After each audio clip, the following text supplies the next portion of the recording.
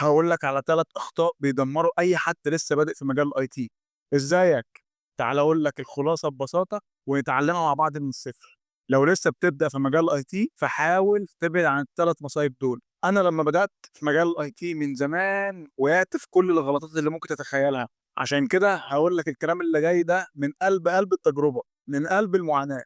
الغلطة الأولى التشتت. تلاقي نفسك بتفتح كورس الA+ عشان تتعلم أساسيات الكمبيوتر، تشوف لك فيديوهين 3 فجأة تلاقي حد من صحابك بيقول لك لأ خُد CNA فتروح تاخد فيديوهين 3 فجأة حد يقول لك لأ خُد programming الأول، فتروح تاخد كورس بايثون مثلًا أو تاخد لك منه فيديوهين 3 وعمّال تشتت نفسك بين الكورسات. فالتشتت مصيبة كبيرة في بدايتك، هيأدي معاك لإحباط كبير وهتحس إنك مهما عملت فأنت لسه ما بتعملش حاجة، لإن ما فيش ولا حاجة من الحاجات دي ظهرت أو طلع لها نتيجة تقدر تشوفها بنفسك تقدر تقول لنفسك أنا اتعلمت كذا. لأ، أنت أخدت قطعة من كل حتّة، فأنت مش عارف أنت بتعمل إيه لحد دلوقتي. ده غير إن عزيمتك هتقل وهتزهق واحتمال تشفِّت وتنقل من المجال ده أصلًا وتروح أي مجال تاني خالص. طب والحل؟ ريّح دماغك وابدأ بالأساسيات. دايمًا كده أنا شخصيًا بامشي بالأسلوب ده، أي حاجة مش فاهمها باجيبها من تحت أوي، كيف بدأ الخلق في هذا الشيء؟ فلو عايز تتعلم مثلًا IT هاتعلم الأول يعني إيه كمبيوتر ومكوّن من إيه، الهاردوير والSoftware إزاي أقدر أجمّع جهاز كمبيوتر، إزاي أقدر أحل المشاكل البسيطة بتاعة الكمبيوتر، بعد كده أخش على أساسيات الشبكات، بعد كده أخش على أساسيات cyber security،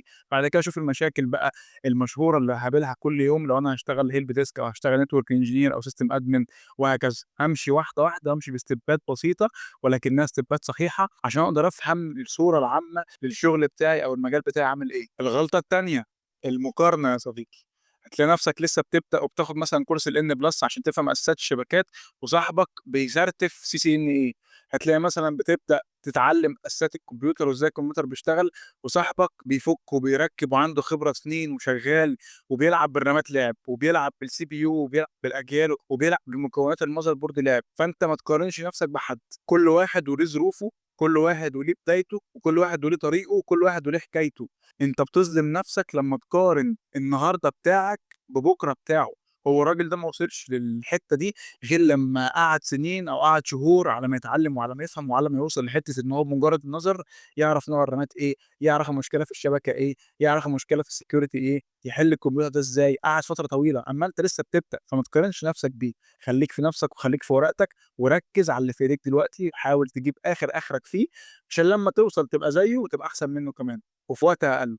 تالت غلطة، الخوف من الفشل. دايمًا خايف آخُد كورس وما اشتغلش، خايف أتعلّم إزاي أفُك وأركّب الرامات بس أنا قدّامي الجهاز بجد خايف فعلًا أفُك الحاجة، حاسس إن أنا هاتعلّم أساسيات الشبكات بس خايف أحُط أبيب إيديّا، خايف ألعب في الراوتر الصغير بتاعنا اللي في البيت ده، خايف أجيب جهاز switch وخايف أفتحه، خايف أكتب أمر معيّن يبوّظ الدنيا، خايف، خايف، خايف، خايف، خايف تفشل. طَب خايف تفشل ليه؟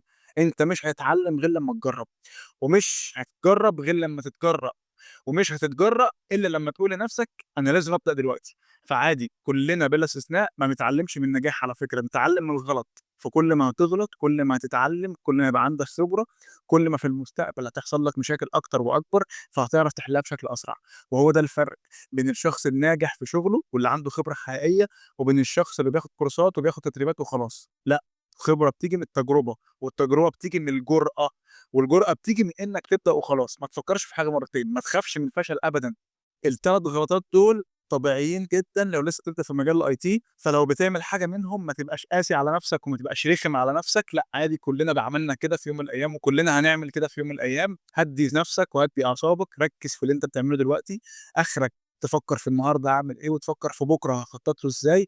ما لكش دعوة باللي حواليك، ما لكش دعوة إلا بنفسك بس، وركّز على الطريق، ركّز على الprocess، ركّز على الخطوات، ما تركّزش على النتيجة. النتيجة دي بتاعة ربنا، إنّما الخطوات برضه بتاعة ربنا بس إحنا بنسعى على قد قدرتنا. فكّر دايمًا في الحاجة اللي في إيديك، ما تفكّرش في الحاجة بعيدة عنّك، سواء بقى كان المستقبل أو كانت ظروف الشغل، ظروف الحياة، ظروف البلد، ظروف المعيشة، المرتبات، هاشتغل والّا مش هاشتغل، ما لكش دعوة بالحاجات دي كلّها. ركّز في اللي في إيديك دلوقتي، وربنا كده بيوفّق اللي بيتعب وبيوفّق اللي بيحاول يوصل إنه يسعى ويستثمر في نَفْسه عشان يبقى أحسن نسخة من نَفْسه كمان. ولو حاسس إن أنت مش عارف تبدأ صح في مجال الIT، فأنا عامل دبلومة كاملة اسمها دبلومة الIT help desk، هتاخدك كده من إيديك من أول يعني إيه كمبيوتر أصلًا، تفهم معاه أساسيات الكمبيوتر وأساسيات الشبكات وكمان أساسيات الcyber security، وكمان هناخد أشهر المشاكل اليومية اللي هتقابلك كل يوم لو أنت شغال في الIT. ابعت لي رسالة على الواتساب على الرقم الجميل ده وهابعت لك كل تفاصيل الدبلومة.